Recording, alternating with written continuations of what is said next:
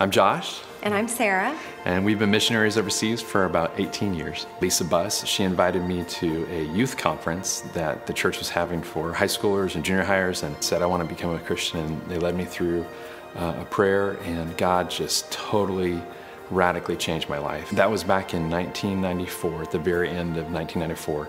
And on January 1st, here at Valley, at the main campus, I got baptized. Valley actually helped me get to college.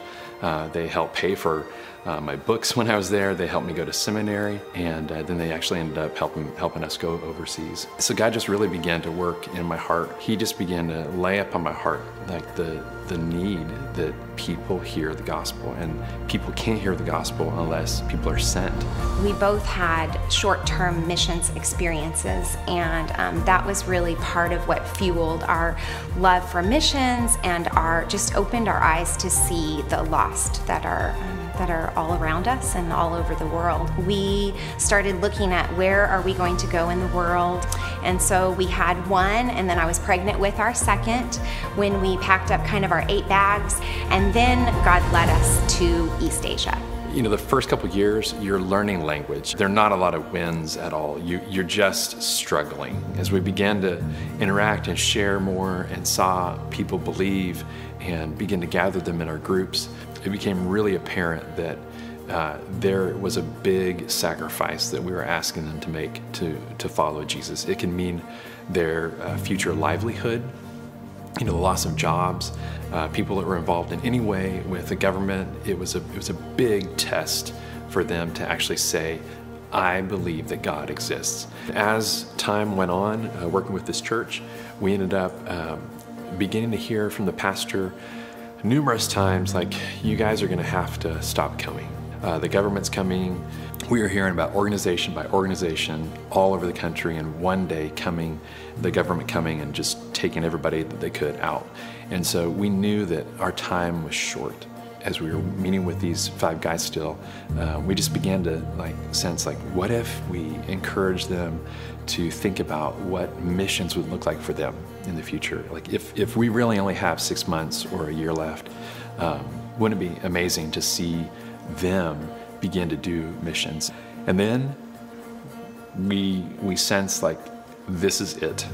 How the government was coming around and picking up one group after the other. And during the time of COVID, when everybody was pretty much out, our time came. And when it came, they got everybody. Everybody from that country was kicked out. And so we found ourselves in a place where we have over 500 people trying to figure out, where do we go now? What does this look like for us? How are we supposed to do life again? And for them, they lost everything and just cut off from everybody we had known before. The government cut off all of our accounts with these friends. We couldn't contact them anymore. And so through that process, God moved us to another country, this time in Central Asia. And we've been there for the past 2.5 years. And I remember just this past Thanksgiving, after not being able to connect with these guys from this big country for about 2 years, just deciding, I'm just gonna see what happens. I'm gonna send them another message and see what happens. And they responded back this time, and they wrote, and they're like, hey, do you remember that sending agency that you talked about? We did it. We set it up. And not only that, we've sent our first missionary overseas to a different place there in the Middle East. And that just brought so much joy to our heart, hearing about how God was working despite all the different things in the world happening. He is continuing to advance His kingdom. When I got saved here, Valley helped us, do all of this. God has been at work in this church for so long. So many people have been going on mission trips for so long.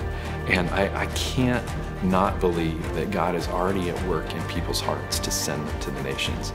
And so my challenge to you would be, pray and ask God, why should I stay? Each of us has a part to play in this. And I believe that if we're obedient to Him, we will see the nations come into His kingdom.